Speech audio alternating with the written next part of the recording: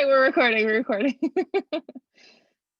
Let's try that again. All right, everyone's ready. So, basically, my name is Kristen. I feel like most of you guys probably already know this at this point because you got here somewhere, somehow. So, basically, I own a company called Soulcialmate. We work with both brands and influencers to basically help people grow on social media and monetize. I've been through the ringer with Instagram and social media, so I definitely feel like I have a lot of really good advice to offer.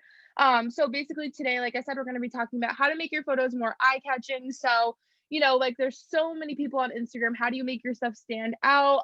Obviously that is really important because you want people to see your page, really, really think it's cool and unique, and then follow you, obviously, or you want brands to look at it and be like, oh, cool, like she's awesome, he's awesome, I need to give them my money. That's what we want, right? So, what we're going to talk about today.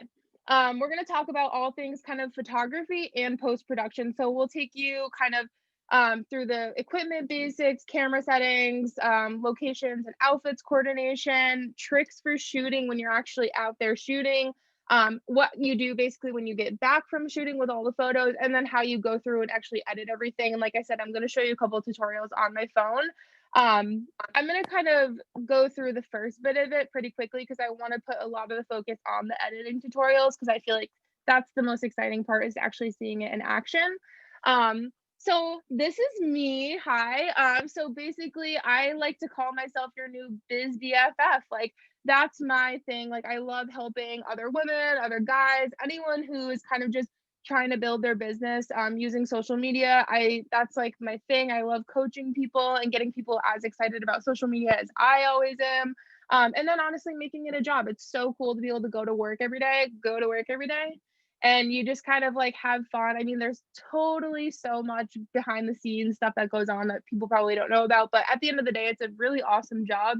You can make great money. I mean, influencer marketing on its own is a multi-billion-dollar industry. So like there is money to be made. You just need to know how to do it. So visuals is a big part of that. So for me personally, kind of my background, for those of you who don't actually know a lot about my background, so I went to school in New York at Fashion Institute of Technology and got my degree in advertising and marketing communication. So I've always had that kind of like business background, but I also love to merge it kind of with fashion and beauty and all that good stuff. I do currently, and I have been for a really long time, been writing for a few digital media outlets. So I've written for 17, Cosmopolitan. I've worked at Carla Auto, Teen Vogue. I've kind of done it all in my career, whether it was actually when I was in New York or virtually. But it's been a long ride that I've learned a lot of stuff about digital media. So I'm here to share it all with you. So that's a little bit about me. For anyone who doesn't already have me on Instagram, please shoot me a DM, follow me, like let's start a conversation. I noticed that when I was going through the list of everyone who's going to be on today, that there were a ton of people that I've never talked to before and I've never met before. So send me a DM, like, please. I'm so excited to meet everyone. It means a lot that you're here. So super cool. And I'm probably going to have to pause 5,000 times to get water because I'm going to talk for so long. So who is your Soulcialmate? So basically, like I said, this is our agency where we basically work with brands and influencers to pretty much just be more successful on Instagram, whatever that means to you, growing, monetizing, getting brand deals, getting cool free stuff, like whatever that means to you, being successful, getting more clients if you're a business. We kind of set our clients up and our students up that we coach to be in a position where they're like doing the most on Instagram. So for influencers, since most of you guys probably are influencers, we offer coaching calls, and we do this for brands as well. But basically, this is where we kind of sit down and talk about like a specific topic that you might need help with. So it might be goal setting, branding, growth and engagement, pitching, monetizing, all of that good stuff. We do offer those coaching calls. And then we also have a more in-depth option where people can kind of work with us a little bit longer. We do like 3 or 4 call series where we literally work on all of the stuff that the one-on-one calls cover, just one of. And it's more of like a customized approach. So we have a ton of people who do that.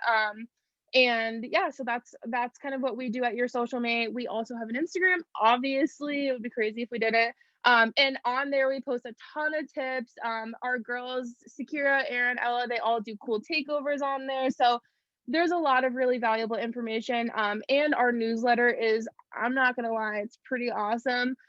We post a ton of stuff about, what's new in the social media world. And I mean, there's literally so many tips. We only do it bi-weekly because I know emails that send like 5 times a week, I unsubscribe immediately. So 2 times a month, that's all you're gonna hear from me.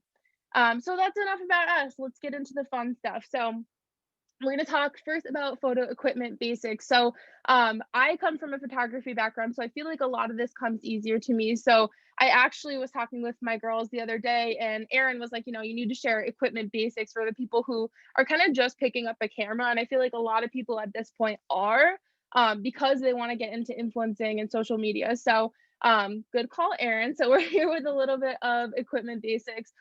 So with this kind of social media world, honestly, you don't need a legit DSLR camera. Obviously, there are a ton of people who are super successful on social media who just use their cell phones, and that's totally fine, especially with the new iPhones that are out now. They're like top notch. But whatever photography device you want to use, if you are using a camera, a DSLR camera, I put bonus points if you shoot in RAW. RAW basically is just, to not get super in depth, it basically just gives you a higher level of detail so you can manipulate the photo a little bit more. It does take up more space on your computer though, so if you're running low, maybe just shoot in JPEG. But if you want those real crisp shots that you can really play with the colors and the lighting and all that good stuff, RAW is a great option. You can just change the camera setting. An iPhone, I don't know if it's just the new one, but I think the 12 Pro Max, whatever it is, does have RAW shooting on an iPhone. It's insane. So there's that too. And I did do a reel on it if you want to see a little tutorial about how to actually change that setting. Equipment basics, back to that. Tripods I think are super important, especially if you're self shooting, or like if you're shooting like things where they're going to be changing in the background but you're keeping yourself in one spot. Having a good tripod, they're like 20 bucks on Amazon. It comes in handy. I promise at one point you're probably going to need it, so just get one. I literally use like a cheap one from Amazon, 20 bucks. And then I have a Bluetooth remote as well. That's a question I get a lot. So basically, when you are, there's a ton of different ones. I actually use one that's plugged into my camera, but it allows you to say, okay, I want it to take 20 photos and it will take one every 2 seconds or whatever it is. So you hit go and then you back up, get in your spot. You take the first photo, it will go 2 seconds. So you can go into another pose, 2 seconds, you go into another pose, 2 seconds. And it basically just takes all of those photos on your camera and you don't have to like go back and forth and do the self timer. And those, again, I actually just broke mine a few weeks ago, bought a new one this week for 20 bucks on Amazon. So, and there's wireless ones too, either way, whatever works for you. But those are really awesome. Again, it's one of those things like if you're self shooting, mandatory. If you are not self shooting, like you'll probably still find a use for it at some point. um, and some sort of editing software, which we're going to go over a million different options. But like Photoshop, Lightroom, one of the apps that we're going to talk about, you'll need some sort of editing software. So these are kind of like this is your checklist for when you're first getting started for just physical equipment. Well, not really the software, it's not exactly physical, but you get what I'm saying. And then beginner camera settings. So I actually just found this little cheat sheet on Google, but I think it does a really good job of explaining. And I can totally send this to anyone who's interested, but basically kind of explains a little bit about if you're shooting on an actual camera versus your iPhone, these are the settings that you can play around with. So aperture, shutter speed, ISO, exposure, these are all things that if you shoot on manual, you can move them all around based on your location and if the sun is right there or if you're in a super shady spot or depending on the type of photo you want to get. If you want to get a photo that's really, really bright and like blown out, you would try to change things around there. So you can see on here, it kind of explains it really well where, so aperture, that's when you see those pictures with like really beautiful blurry backgrounds. The lower the number is there, the more blurry the background is going to be. Shutter speed, basically the number, when it's a whole number, the higher it is, the brighter it's going to be, versus the other side is obviously going to go darker. And then ISO, sometimes when you play too hard with the ISO, it will make your photo grainy.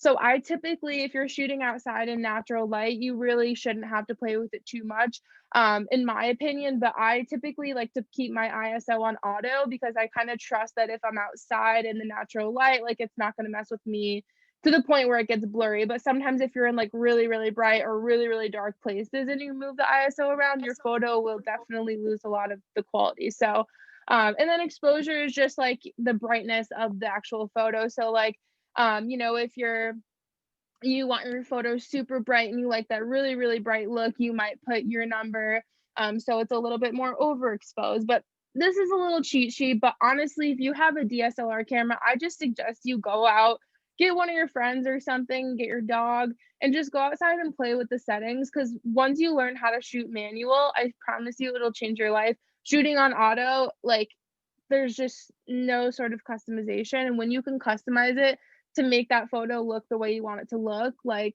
just it's nice. So I promise you play around with manual shooting, you will love it and you will never go back to shooting on auto, like ever. So I want to also talk a little bit about locations and outfit coordination. And this is where I think it gets a little bit like kind of tailored to your vibe or your aesthetic or your theme, your color palette, whatever you want to call it on Instagram. Obviously for those who follow me, I love color, I love bright, like I love rainbow, all of that. But I did actually have someone ask in the question box I left on my Instagram a couple weeks ago, what do we do if it's neutral? So I am going to also kind of touch on those as well. Like you don't need to have a rainbow feed or super bright colors to do the things that I'm going to tell you about. So just keep that in mind. I actually just need to move this because it's blocking my view here. Okay. So coordinating or contrasting colors are both great options. We're going to show you a few different ones. So monochromatic is basically where so mono means one color. So basically you're taking one color, but you might be, using different tones of it, which again, I'm going to show you examples of. Contrasting would be where you're wearing a color that's completely different. Like if you look at a color wheel, it would be maybe on the opposite side directly or right in that range there. And then coordinating is kind of like where the outfits colors aren't exactly the same as the location, but they look good together. It's a vibe all together. So that would be more of like the coordinating. So I'm going to show you some examples. So monochromatic, this one right here with the orange, you can see like we don't have exactly the same colors, but everything is pretty much a shade of like yellow orange. Obviously besides some of the accessories, but you get the idea where it's kind of all the same color. Like we don't have a big pop of green in here or anything crazy. Okay, besides the grass, but that's not very eye-catching. But this whole vibe right here is very monochromatic. And then we have this one over here where I'm wearing mostly red and I'm up against a red wall. So lots of red happening in this photo, but these are the kind of things with monochromatic photos where you look at it and you're like, you kind of have to look at every little aspect because sometimes it will blend in, but because it's a bright color, or because it all looks uniform, you might take that second look at it, and that's what can kind of make it look more interesting. And then contrasting. So these are actually some sneak previews. No one has seen these photos yet. So this one right here, we took up against an orange wall and I'm wearing blue. So like super opposite colors. You can see that blue purple color pops so much up against the orange. But like if I were up against like a white wall, it might not be as eye-catching, like that orange in the background really makes it pop. So kind of finding those colors that are really different from each other. And then the same with the example on this side where we have like this purple and the red, like I stand out a lot up against the background because it's such a different color. So that's contrasting. Then we have coordinating. So this one could kind of also go up against the last category, but I do think it's a good example for this one as well. We have yellow wall, yellow hat, yellow in the blazer, but we also still have this kind of pop of red. That's why I'm saying it might be also another category, but we have a lot of yellow here that coordinates really well. Honestly, this coordinating section is not one that I typically do too much. I feel like I kind of stick with the other two just because I'm a super colorful person. That's my vibe. So the coordinating ones to me don't pop as much, but if you play around with it, I think you can get it to look really interesting. So like this one, we have like, oranges, like nothing is really like sticking out to you super hard like it was in the other photos, but like it still goes really well. It's still very like aesthetically pleasing. So that would be more of like coordinating color palette with your location versus the other two options. All right, water break. Okay. So once you actually, you get your outfit and you are at your location, and I guess I should actually touch on kind of how we usually find locations. Honestly, there's people who do things so many different ways, but for me personally, 99% of the time, Andrew and I get in the car and we literally just drive and like we'll just find somewhere that looks cool. But then there are also those times where like, we want to just kind of get things done. We have a really busy day, but we need to shoot a couple of things. So we'll be like, okay, I know that green wall is over here, that purple wall is here. Like, we're gonna shoot those two, and we know exactly where we're going. But a lot of times we kind of just drive around and look for what looks cool, and kind of like what coordinates with the outfits we have in the car with us. So, whatever makes sense for you. Sorry, this dog is chewing on a giant bone, making a bunch of noise. It's Bye. So my friend is doing someone is not on mute. We can hear you. Where's me? No, it's totally fine. I just didn't know if you were gonna say something private. So basically, yeah, now that you have a bomb outfit, you've got your location wherever you choose it. And then this is where you kind of can get creative with actually taking the photos. So I'm gonna show you some examples of different things that you can play around with right here. So focus and perspective. So really cool, especially if you're using a DSLR camera. With an iPhone, I think it works sometimes, but it definitely works well on a DSLR camera where you can kind of put something closer to the camera or further away from the camera, and it will take that item and basically take it in and out of focus depending on what you want. So for example, like in this shot right here, the box was right over my face, but then when I move this closer to the camera, it creates that really cool like play around with focus, because you can see something's close right there, but it kind of blurs it out, so you just see the pop of color. And then you can also kind of play with perspective. So obviously this isn't just like me holding the things here, Oh my gosh, sorry, dogs. 2 seconds, hold on. Come on, dogs. This is dog mom life. Come on, come on. I hate kicking them out because I love hanging out with them, but not now.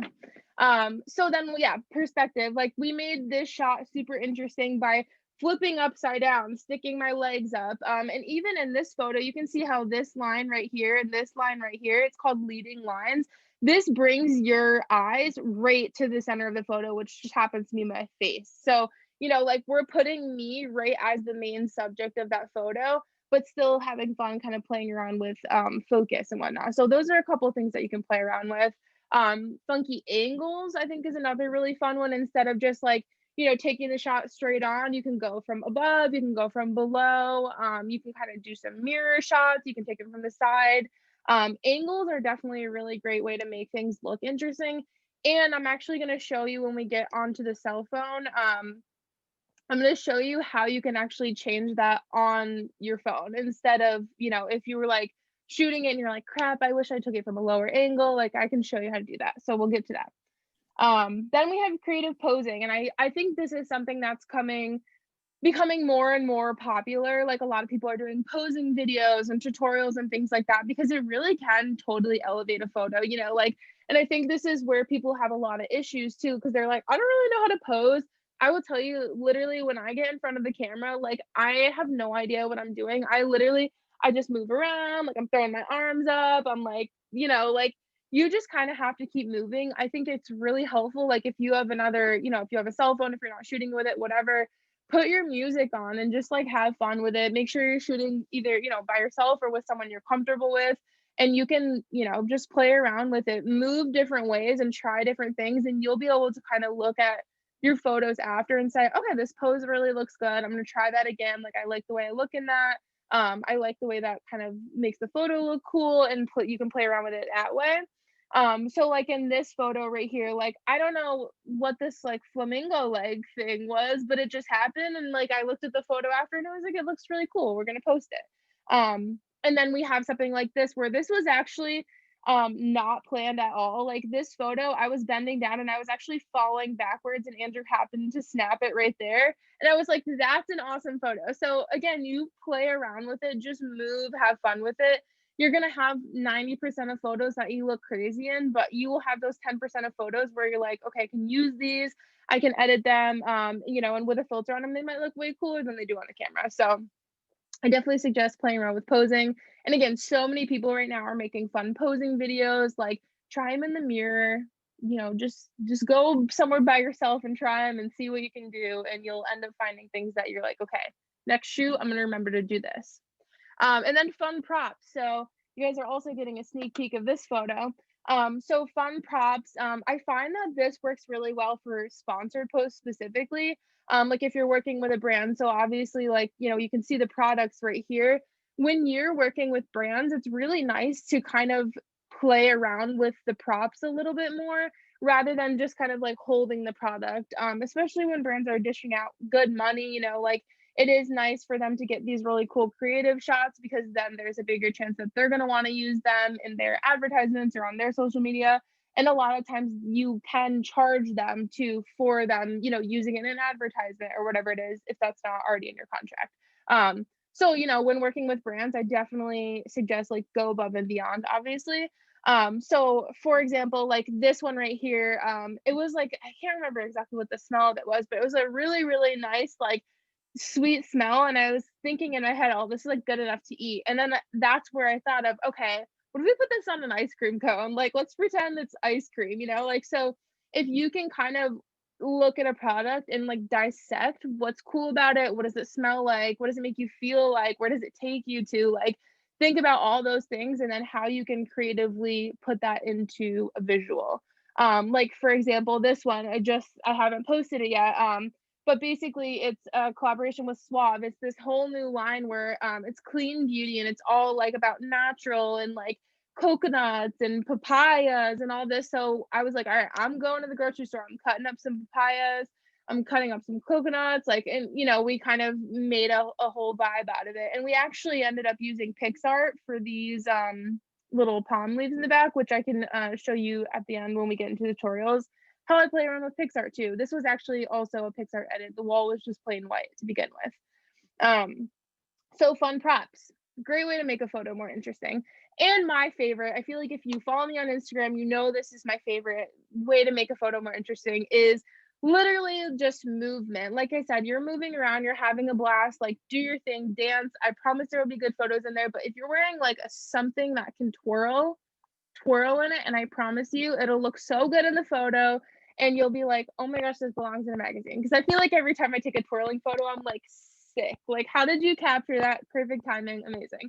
And pro tip too, when you are taking a photo, you can do it on your phone. I believe, I honestly don't shoot often with my phone, so I could be wrong, but especially when you're on a camera, you can shoot it on like a burst mode where basically you can hold it down and it will click, click, click, click, click, click, click. So if you're going like this, it will click, click, click, click, click, click, click, click, you know, so you can get all these different shots of you moving. And in there's got to be a few good ones, you know, even if you don't catch it at the right exact moment when you're shooting just one photo, that's a great way. But what's cool about this too with the movement is it really, like, you know, it takes your eye to like the whole photo. Like you're not just focusing right here, you're looking at like this whole thing, you know. So especially if you're showing off like a cool location or something where you want the whole photo to be like the big center of, you know, center of attention kind of thing. Like I really love the backgrounds that I put on these. That's a really great way to kind of bring the eye out and make people look at what's around you, basically. So then after you shoot, you know, you got all these bomb photos. What do you do when you get back? This is a little bit more of the technical thing, but I think it's really important to know too. So it's called culling photos. I don't know where that word came from. I think it's a weird word in storage. So basically after a photo shoot, what I do is I'll go onto my camera, you know, onto my computer. I'll plug in my memory card and I look through everything. And I basically take every shot that looks even the least bit like something I might use, you know, anything that's like, okay, to, oh my gosh, I'm definitely posting this. And I will put it in, you can kind of see here, this is my little folder. I'll put it in a to edit folder. So now I have all these photos that I'm like, okay, they're all good options. Let's play around with them with the filters and with the edits and stuff like that and kind of see, you know, which ones we end up liking most. And then those are the ones that get posted. So I put them in a to edit folder on my desktop. And then what I do is those photos I'll actually airdrop to my iPhone. And I end up doing all of my editing from my iPhone. I honestly never use my computer for editing anymore because you can really do it all on your phone, honestly, with the apps I'm going to show you. But what I do like to do just to have a backup is I will always upload them onto Dropbox. And the reason I like to use Dropbox instead of my computer, first of all, is because then it doesn't slow down my computer with all these huge files. But also, like, if I'm here using this computer or like I'm using Andrew's computer, I'm using my phone, like this way I always have access to them. So like I can pull up Dropbox on my phone right now and get all of these photos no problem. So it's a really nice way for you, like no matter where you are, to have them. So what I usually do is I upload, so you can kind of see my flow right here. So I have a folder of all of my things first of all, and then once you get into that folder, I have contracts, invoices, blah blah blah, content. So content, this folder basically will say like 2020 and 2021. You go to the year, and then so whatever month you're in, and then from there in each month you can see right here. So like in August, I don't know why I pulled this one as an example. So in August, basically there was original images and completed images. So original images, now I have all those unedited images just in case like I mess up the filter, like anything, you know, goes wrong. I have the original photo, so I can always re-download that raw photo and then, you know, go into my phone and edit it or whatever. But then I also have this folder right here, completed content. So then in completed content, this is where I'll put all of my like partnerships kind of separated. So Vistaprint. So basically like this folder is the folder of content that I actually sent to Vistaprint when I like presented them with my content. So I basically in the Vistaprint file, it might say like have a folder that says in feed photos. It might have a folder that says stories. It might have a photo that, or folder that says blog posts. So I put all of the folders of each deliverable inside the brands folder. And then when I sent Vistaprint, the Vistaprint folder, they had a folder of my in feed photos, my blog posts, my stories. So it's really organized for them when they're going to you know, like approve my content and look through it. But it's also really organized for me because if I need to find something, I know exactly where it is. And I wasn't doing this for a really long time, but I promise the organization, like, it really is such a game changer. And having those photos to go back to, like, I used to kind of like delete them off my phone once I was done posting them. And then I was like, crap, I wish I had this photo. So, you know, it's really nice to have them as a backup here. For Dropbox, you do have to pay if you go over a certain amount. I think I pay like $100 a year, but you can put so much stuff on there for that. So that's kind of how I organize things. So then we're going to kind of talk a little bit more about post production, which is basically just kind of like the editing process. So a few apps that I pretty much use for just about every photo. Lightroom I use on every single photo. So Lightroom, it's Adobe, owned by Adobe. It's very similar to Photoshop, but Lightroom is more for specifically editing photos versus like graphic design where Photoshop kind of comes in a little bit more. If you don't want to invest in Lightroom, which I think if you're a student, it's like 20 bucks a month. I've been on my student one for like 8 years now, and they have never said anything to me. So I would just try and sign up for a student one. That's probably not ethical advice, but I'm here to save you money. Okay. So yeah, do what you will with that. But if you're not interested in and investing in Lightroom or Photoshop, Adobe Creative Cloud. There are other options. The Tezza app is a great one. This is what my little editing folder looks like. I do use Tezza quite a bit. I like the filters that they have on there. But I do personally like the adjustments that you can make in Lightroom a lot more because I think they look a little bit better, like more high quality. I think Tezza is great if you want to pop a filter on there and it's done. Prequel is another one. There's a lot of really good filters on there. You do also have to pay for that. I want to say it's around $30 to $40 a year. I could be wrong on that, but last time I paid for it, that was about the price. And then Visco, I don't use that one a ton. I do have it just in case on my phone, but a lot of people like that one. It has endless filters. So those are all good kind of filtering options. And then Snapseed is another one that I use pretty frequently. What's cool about Snapseed, and I'll show you a little tutorial, is that you can actually expand the backgrounds of images, and it's the only app that I've been able to find that I can do this so easily and so seamlessly on my phone. So I'll show you how to do that. Retouch also, like, I think it was like $3 or something. Pay the $3. I promise it's going to save you so much time. This is where like I would have to open up a photo in Photoshop and like go in real small and try and, you know, remove things. The Retouch app is like if you're taking a picture and like on the ground there's like a piece of trash, or like the wall has a weird mark on it. I'll show you how easy it is. We'll just get to that after. And then Prequel and Pixar, I say kind of adds a spice to the photos. So effects, stickers, all kinds of art. And I use Pixar on almost 100% of my photos, I would say.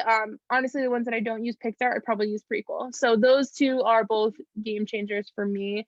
And Prequel is nice too because it has all those filters and it has all the spice. So you can do a lot for, you know, paying for one app instead of paying for multiple apps. So I'm gonna stop this real quick and I'm gonna share my phone with everyone.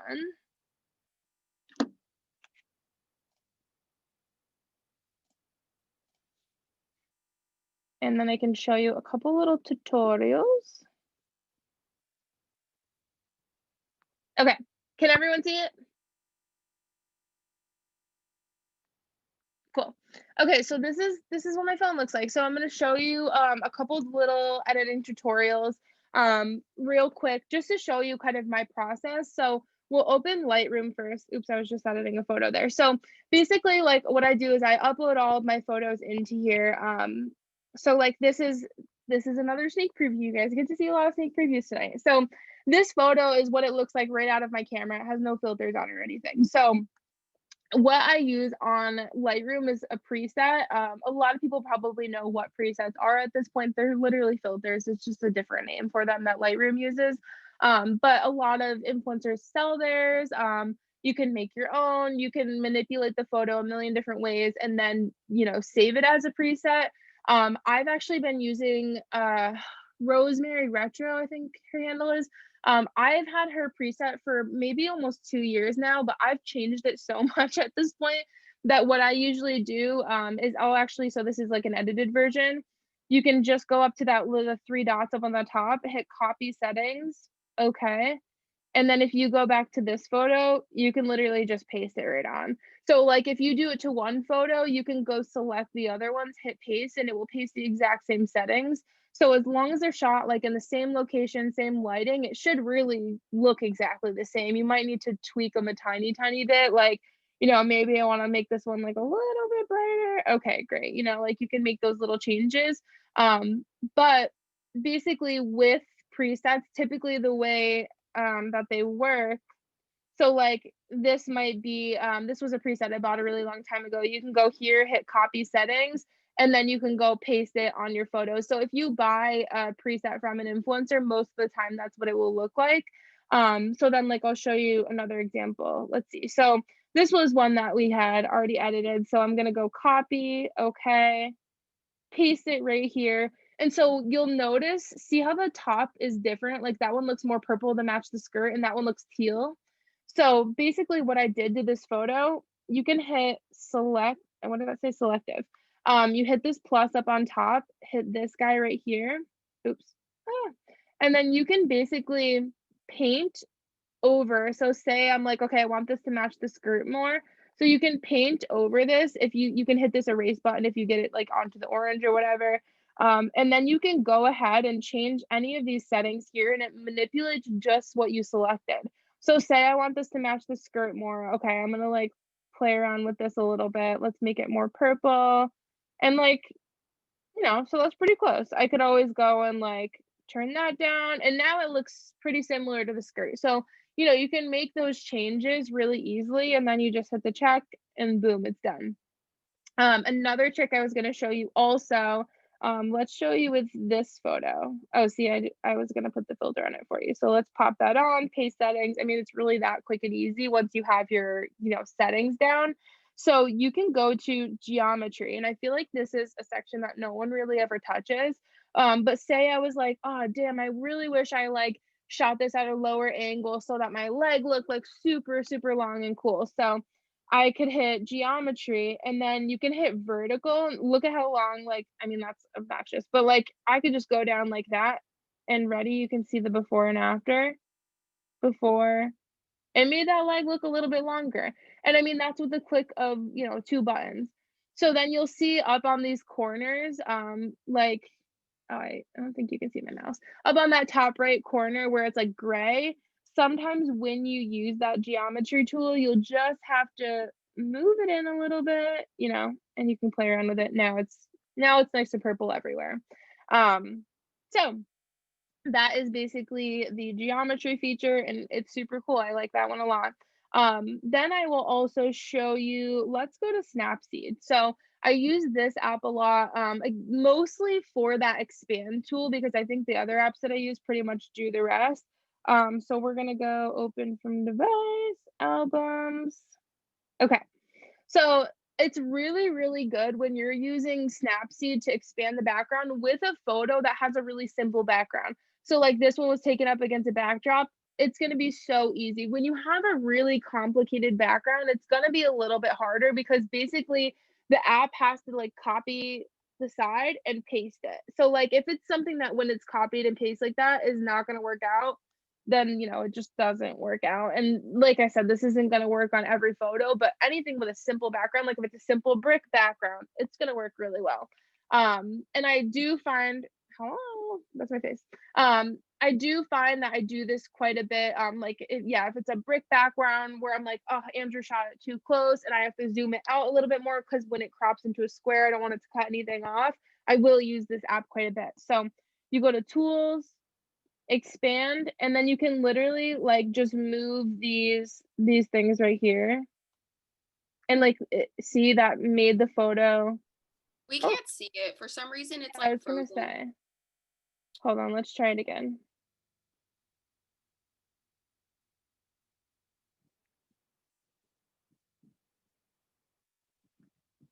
Hello.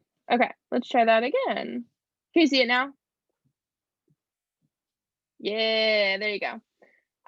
So yeah, you basically just can pull these to the side, or like say you just want to expand the top, you just grab the top, pull it up, and that literally expanded that photo so much. So now when I crop this into a square, it's not gonna cut off anything. So that is probably my favorite feature of this app. And sometimes it does get a little wonky. So like, in this bottom right hand corner, you can kind of see there's a little shadow right down there. So what we might do is bring this photo back into the retouch app, which I will show you, and basically just draw right over that, and that will go away. So that's a great way to use that one. So let's actually go into the retouch app. So let's go to albums, and we'll use this one.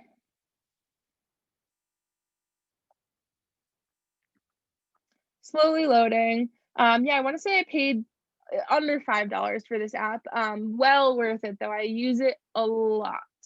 Um, Okay, so basically this photo, like you see over here, we've got like some crap, like there's some stuff going on over there. The ground looks gross. So what we can do to basically take away all of this stuff on the outside is taking away from the outfit.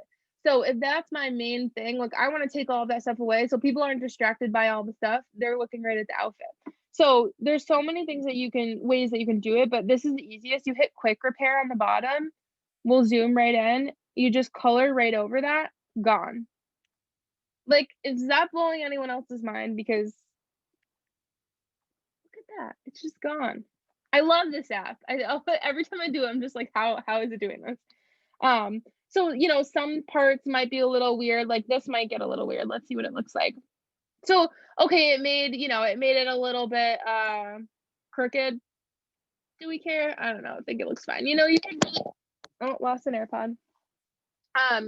You could get in there and do it in a very like zoomed in, more detailed way, and it won't get wonky like that. But sometimes I'm like, it's in the background, it's fine.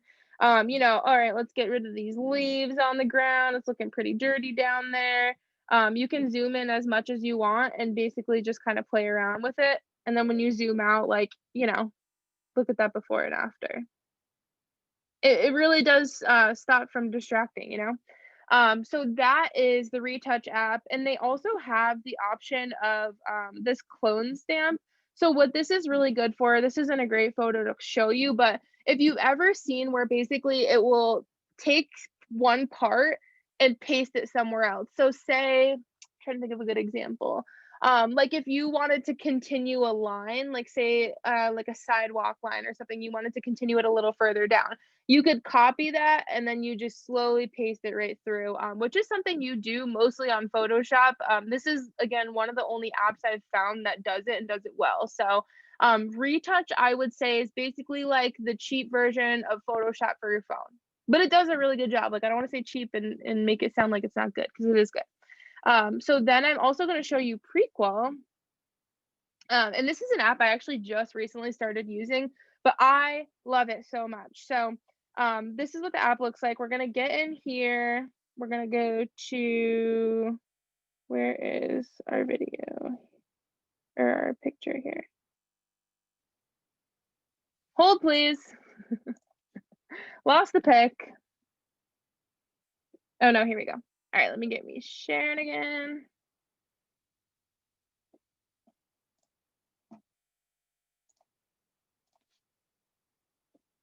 Oops, I almost just projected this onto the TV downstairs. Andrew would be like, what are you doing? All right.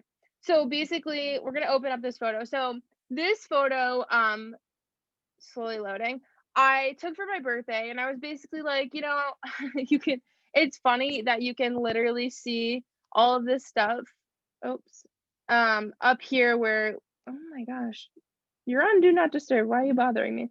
Up there, you can see the holographic paper that we taped. I'm in the bathtub, if no one noticed. So this is a good example of how a photo can be taken from like super rough conditions to something that looks really cool. So basically, in Prequel, again, you can go through effects, filters, like there's so much on here. So these are all different filters. So like you can, you know, there's a million different ones to choose from. It is a little bit more laggy, I would say, than others. I personally like, where is it? I mean, literally look at how many there are. It's obnoxious. Oh, filters, that's why. Yeah. So the one that I used on this photo when I first did it was called Cinnamon. And it was this number 3-1, which is not loading. There we go. And then effects. So, oh, it has that City Lights one on there. Sorry, guys, I was on the wrong thing. So there's all different ones, but I like this one a lot. So it's like a really cool prism filter. So if you've ever seen those prisms that you like hold up to the camera lens outside the camera, this actually does that without you having to go buy one. So that's pretty cool. And there's all different prism effects, and you can do like this one, bling. And within these, you can actually change up, like, all right, that's a little too intense. We want that. The filter's like a little too intense. Let's move it. So you can, again, you can play around with this so much. And it's really nice because if you're gonna do any sort of outside effects, like this with the blur almost looks like when people put Vaseline on the outside of the lens. Like you don't need to actually go do that. You can just do it in that. So that is Prequel. And you can actually do this on videos as well in Prequel. And speaking of videos, I would say if you are gonna get into like Reels and TikTok and things like that, which you absolutely should, InShot is my go-to. Like I cannot say enough good stuff about InShot. I think it is the best app. And I'll tell you, I've never paid for it, but for some reason, hold on, let me find one that I can show you guys. Oh, all right, we'll just start a fresh one. Here we go. So it usually has this in the bottom right hand corner. It has a little watermark that says InShot, and then you can hit the X button and it will say remove this once or remove forever for $3.99 or whatever it is. I've been hitting remove this once since I've had the app, and they've never asked me to pay. So my suggestion, another hack, is to try it like that first and see what happens. But what's really cool, so like InShot's insane. I mean, you can do so much on here. You can zoom it in, move you around. It's a great face shot for me right now with my mouth wide open. I also really like this too because you can go ahead and record voiceover. So if you hit that record button, it will move along and you can record a voiceover. And I do that a lot for my reels and TikTok videos. You can do all of that in here. You can also like, okay, we're gonna split the clip here, split it here, and then we're gonna delete this part. You can, manipulate clips as much as you want. You can move that out and in to kind of make it longer, shorter. If there's clips that you want to be muted, you can hit mute, and then you can actually hit this button that applies them to all, so you don't have to go through every clip and mute it. I mean, I could go on and on about InShot. I think it is the best app for video, like, ever. So get InShot. Don't pay for it yet, okay? Just play around with it and see what happens. And then, if it really makes you play around with it or pay for it, but try it without paying for it first. So because I love everyone, I am going to, before we get into the Q&A, I want to share this with you. So typically with our services for coaching and our consulting services and things like that, we literally never discount them. Like this year, you won't see anything discounted, but I'm only going to be giving the discounts to people who do the seminar. So if you're interested in one-on-one calls, where again, we kind of pick one big category and work specifically on that. We're doing that discounted, or we're doing the coaching call, same thing, but you can bring a friend and it's cheaper for both of you. So I just want to leave that here if anyone's interested. It is going to be tonight only, so you need to send me an email tonight. And my email is on my Instagram, on Soulcialmate's Instagram. It's hello@yoursocialmate.com. But basically, these are going to be tonight only, so you need to email tonight. But honestly, I'm probably going to log off after, so I will not be responding tonight. But I promise tomorrow I'll get back to you and you will get the discount as long as you email tonight. So there's that. But I do want to get into the little Q&A. I'm actually going to close this so I can see the questions that came in, because I did see that we got some questions, and then I'm going to open it up to everyone who's here. Let's see. Someone asked, do you have Andrew take most of your photos or are you using a remote? I'm very lucky right now. I do have Andrew take my photos 99% of the time. I'm training him very well. I pretty much get the camera set up. I use him as my model first. I put it exactly where I want it. I get all the settings where I want it. And then I just say, here you go. Here's the camera. Now click. And then I just go do my little dancing thing. And somehow it comes out well. But if you are using a remote, honestly, so before we moved here, Andrew was working full time and I shot everything by myself. So I don't want you to think that it's like you need someone to shoot with you. Self shooting, so many people do it. If you have that tripod, you have a remote, I promise it's so easy. And what's really cool too is a lot of cameras, like if you have a Canon, they actually have an app where you can see what you're doing right on your phone. So like if that's the camera, I can see myself moving and I'll be like, okay, I need to turn my head this way, whatever. And then you click it, put the phone down, you get in your pose, you're good. So that's a really good option too if you want to use your cell phone instead of the Bluetooth remote, but you have to have your cell phone close to you is the only issue. Do you always shoot with a blank wall behind you so you can add in stickers? So yes and no. I personally really like that look. For me, that works really well. So I almost always shoot up against plain backgrounds unless I find like a really cool location that I want to shoot at. But that's my favorite thing to do. I don't think that everyone needs to do that. If you try it and you love it, go for it. If not, go shoot with some cool locations. Like it's not about it being a plain wall. It's just thinking about color theory and about those leading lines, where it's going to lead to. You want to be the center of attention in the photo, so you want wherever you are as a location to lead right to you in the center of the photo or wherever you are in the photo. I take a lot of photos of myself. What are your tips for being more brave with this in public, or training my husband to take better photos? Like I said, that's how I do things with Andrew. I literally set it up for him, just have him do it. But I do find that a lot of people get nervous about self-shooting in public. When I was doing most of my self-shooting, honestly, I was like in the weirdest locations. Like I'd go to these like weird abandoned buildings and stuff, which in the grand scheme of things, I probably shouldn't have been doing by myself. Um, Bring mace or something, guys. Like don't be stupid with where you're shooting. But I think you just have to own it. Like I don't think there's a good tip. It is a confidence thing, honestly. Once you get to a point where you're like, I don't care what anyone says because like I'm doing the damn thing. I'm making money. I have so many awesome friends. Like this is my life and it's awesome. Like who cares? You're taking a photo of yourself. Like we live in the, like in 2021 where everyone has their phone on them. Everyone's taking photos of everything. Everyone is an influencer. Like no one's gonna care. They're gonna look at you and they're gonna be like, huh, she's taking photos of herself.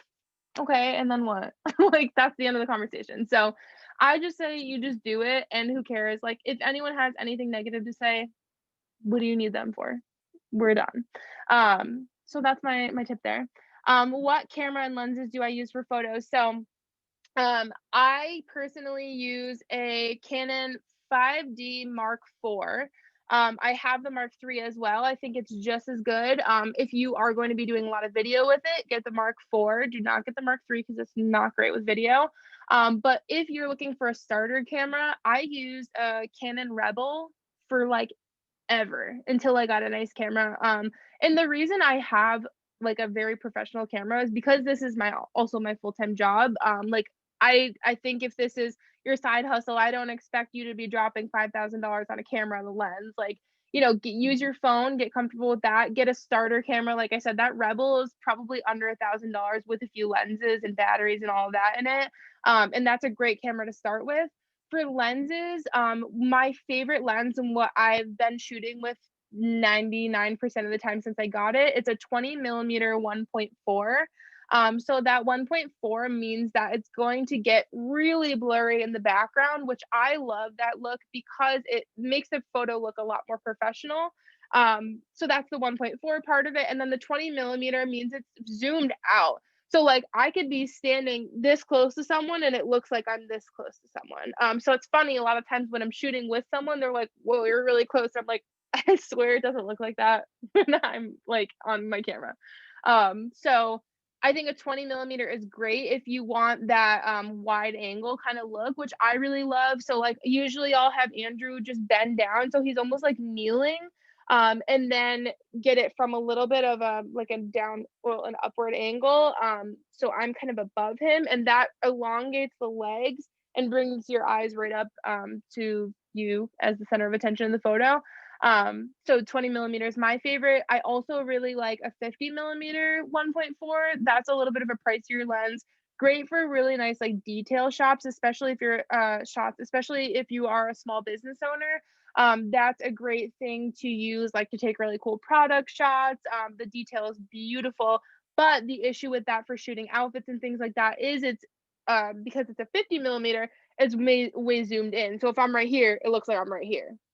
So I have a few different lenses to play around with depending on what I'm using it for, but I would say 99% of the photos you see on my feed are a 20 millimeter 1.4. I think you should do a ride along for your photo shoots. We need to see exactly how you do this in action. It's funny. I was actually thinking about this. I think I was saying this to you guys, Sakira, Aranella. I was like, I do want to like bring people along, but logistically, I don't know how that would work. But maybe I'll do it on stories or something one day. We usually shoot every Saturday, so maybe this Saturday we'll see. So is there a good way to keep the movement shots from not coming out blurry? So that's a great question. So with the iPhone, honestly, like I said, I don't really shoot a lot with it, especially stuff in motion. I think it's really just the quality of what you're shooting with. Like iPhones, I think if there's movement, because it's depending on which iPhone you're using, it's not the same quality as the camera. It is a little bit more difficult. Like I said, with movement, so I prefer to put it on like that burst mode, or it's called high speed continuous or low speed continuous on a camera, a DSLR camera. And basically that's where you can just move one thing. Like if I'm moving my skirt like this, it will click, click, click, click, click, click, click, click like that. But I'm not like running across the screen or anything. So, but I do find for small movements, or even if I'm like doing a little jump or something, that high speed continuous or low speed continuous is really great. And they won't come out blurry. One thing too, I would say is when you are shooting, make sure that your exposure is not super, super low, because what that means is it's going to basically leave the lens open for longer. So it's going to go click. So if you're moving like this during that click when it's open, it's going to show this whole movement, like that whole time that the lens is open. So I would actually say to shoot movement photos like that underexposed, so they're a little bit darker. You can bring them into Photoshop and lighten them up, but if you're shooting it too overexposed, you're gonna see a little bit of blurriness there. Do I shoot in RAW? Honestly, I will be honest with you, a lot of the times I don't. Personally, because I think Instagram sometimes compresses the photos a little bit too much and it ends up not making a huge difference. But I do sometimes like to shoot in RAW when I'm doing partnerships, because if you are in your deliverables, if you have someone that's asking you for high res images, they're probably going to expect something a little bit higher than a JPEG. I don't want to say all the time, but I like to deliver that, because then they can go and kind of use that on like a billboard. I mean, that would be cool. A billboard or like something big where they have to expand that photo. You have so much more detail in a RAW photo than you do in a JPEG. So that's a good option. This storage information is so helpful to decrease clutter. Good. I'm glad. Do these brands usually do rounds of amendments before approval? So sometimes yes and no. I would say with most brands, you really should, in their creative brief, understand exactly what they want from you. So as long as you're paying attention to that, and don't be afraid to ask questions. You can tell them your idea. Hey, I'm going to shoot this up against a yellow wall and I'm going to be wearing this, blah, blah.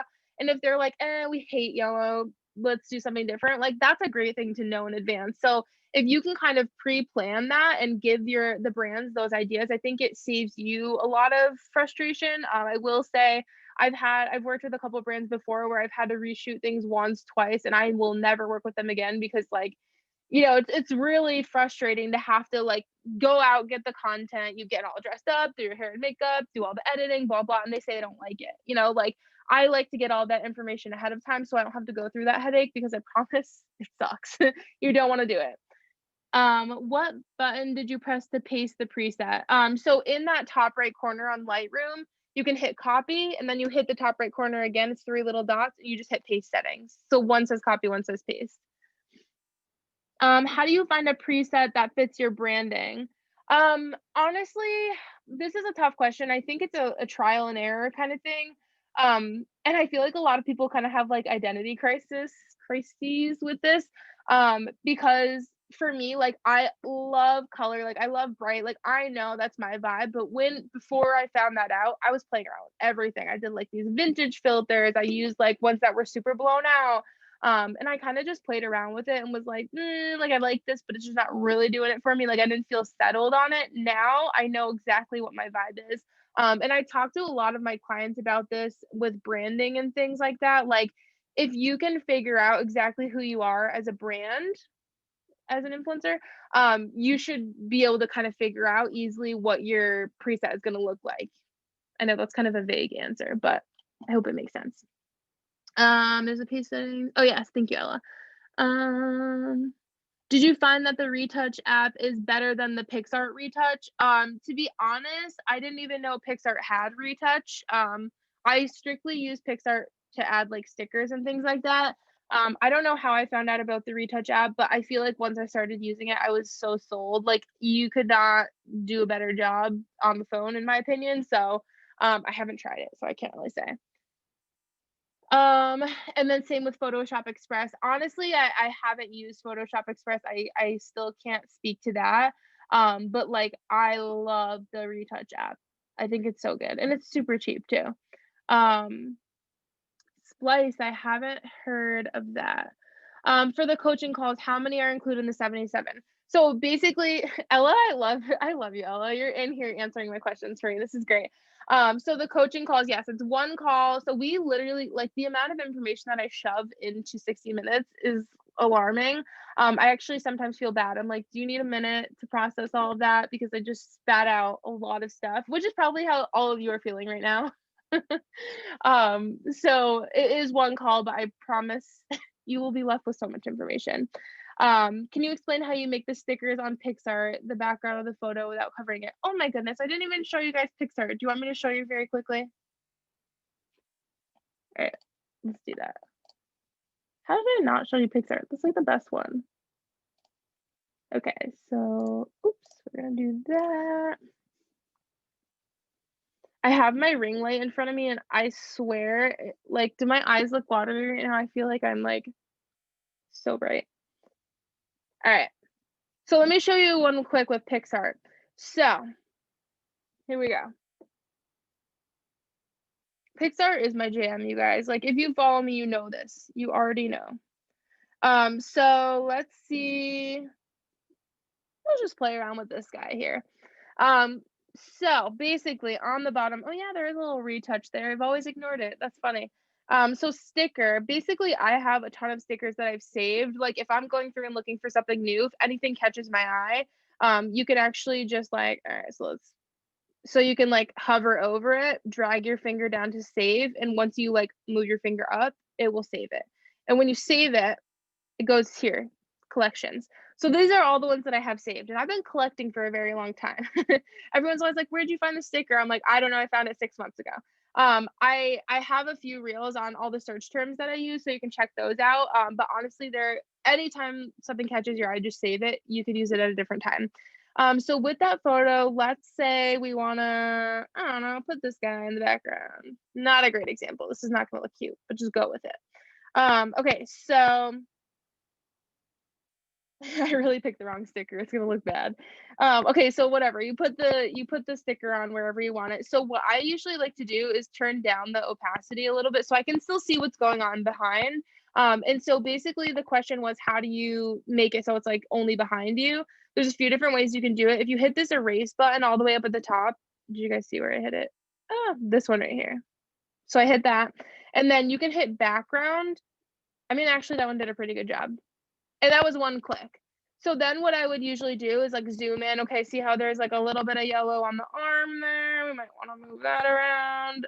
And I actually have like a little pen I bought from Amazon because my fingers are too fat to get in here. So I usually like to use a little pen. So let's go in here, whatever. So say that was perfect. One thing that's really cool that I actually discovered in the last few months that I use again, probably on everything. If you hit this blend button on the bottom, there's all these different modes and look how it changes the look of them so much. Like you get so many different stickers with the same sticker.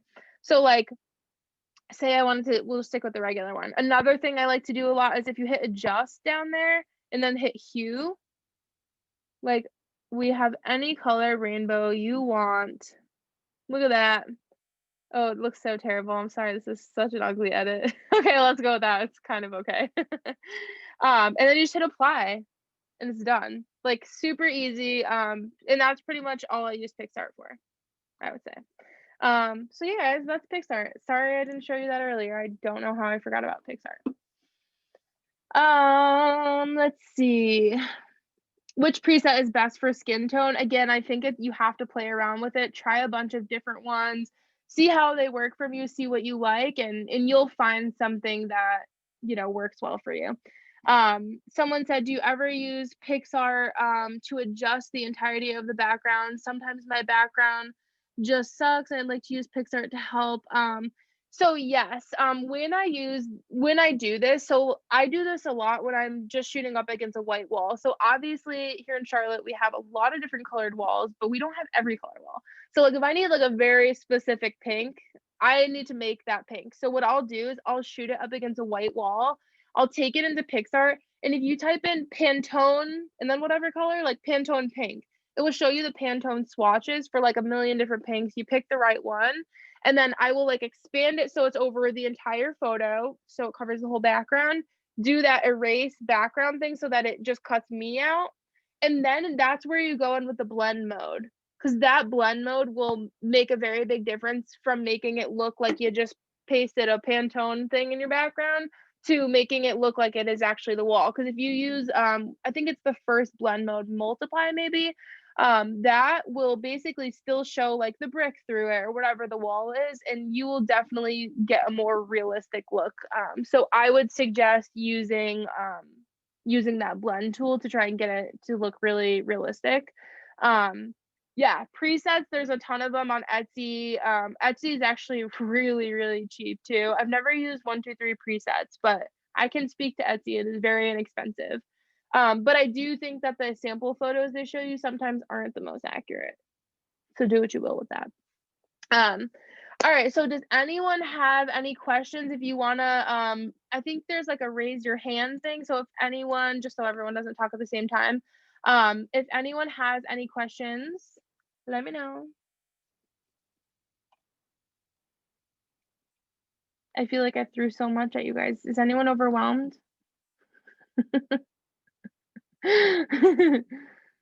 No questions?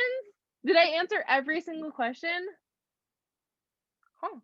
Oh, wait. Cool, guys. Thank you. All right, yeah, so let me hold on, don't leave yet. Let me finish up my presentation. I wasn't done. We're going there slowly. Or I'm on the wrong screen. Hold, please. Why are you not working, internet? Oh, there we go. You guys see it now? Kristen, there's a question about, can you go over what's included in your coaching call and talk a little bit more about kind of what your coaching call is? Yes, thank you. So basically, yeah, I mean, we're on the right screen. So the coaching calls, basically what I will give you a very quick explanation. The coaching calls, I focus on one thing. So like, we're not going to talk about branding, engagement, editing, content calendars, and pitching. Like, it's way too much because it's just an hour. This is basically, I either suggest you come with a full giant list of pages, page of questions that you have that you want to ask, and I can answer all of them for you. Or you pick one topic. Like, say you're like, okay, everything is good, I'm branded, I'm growing, but I just can't make money. That's your one issue. If you have one issue like that, that's where we can focus that entire call on pitching. And that is my favorite call to do, because the amount of information that is shoved into that call is insane. So I basically, like, for example, in the pitching call, I go through everything from like, how to find the brand's email and what your pitch template should look like and how you want to word everything. And, what do you include in your media kit? Do you include a media kit? How do you figure out your rates? Like, literally everything you could ever ask for within pitching. And the rest of the calls are the same way. So branding, we'll talk about visuals, we'll talk about like SEO and headlines and bios and highlights and all that stuff. And then the growth and engagement call is mainly just like growth strategies, hashtags, all of that. And basically that's the coaching call, the one-on-one coaching call, one time, 60 minutes. But then we also have a more in-depth option for people who are kind of just like, all right, I need a little bit of help everywhere, and want to learn as much as possible. So that we do a 4-series call where we cover everything I just talked about, all of those topics, usually 2 weeks apart or 1 week apart, 1 month apart between each call. And basically you get like little homework assignments in between. So you'll be left with, a lot more customized information. And you have the opportunity every call to come back and ask more questions. So that's typically why I like to do the more in-depth ones. I feel like you get a lot more opportunity to ask those questions. Like, you learn something, you go home, play around with it for a couple weeks, and then you come back and say, okay, well, you taught me, but like, I have a question about this, and this, after you actually go and do it. And that's $397 for 4 calls. I'm not discounting that one though, because that is like major. $397 is a freaking deal for all the info you get. And like, you go home with actual, like, I give you a content calendar, I give you all these strategies, like, you're actually left with some stuff that you can take and use on your own, and a pitch template. So that's cool. I didn't see any more. Oh, hold on, actually, let me pop this up. Oh, thank you, Ella, for popping in the email. Okay, cool. I think I answered all the questions. Yeah, so basically send me an email tonight, hello at your Soulcialmate. It's Soulcialmate. Hello at your Soulcialmate.com. So send me an email tonight if you're interested in that. Like I said, you and a friend. So like even if 2 of you guys on here want to team up, go for it. And then you would just pick one of those topics. So what I want to do, we're gonna take a little group photo, but before that, everyone just looked at me like, I hate you. We're doing it though. For anyone who wants to take a little picture of this, there's the email address. Also my handle and Soulcialmate's handle. Like I said, on Soulcialmate, we literally post tips all the time. There's a lot going on there that's not going on Instagram, and I also repost some of that. So if you miss any of mine, it's probably on social media as well.